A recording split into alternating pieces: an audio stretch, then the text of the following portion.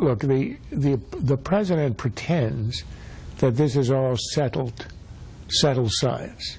I mean, Newton's laws were considered settled for 200 years until a patent clerk in Switzerland turned them over with a single paper in 1903, and that was pretty settled science.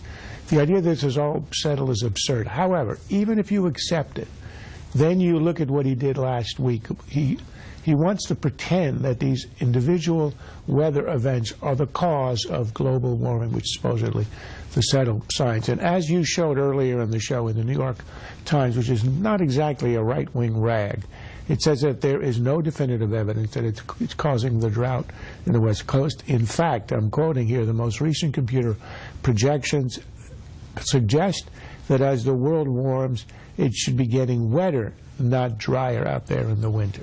So if you accept the settled science of climate change, you would have the exact opposite effect as what we saw last week in California.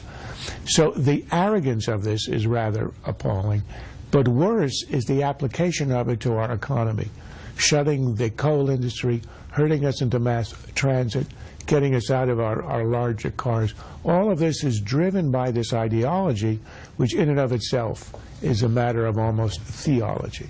Amy, what about the push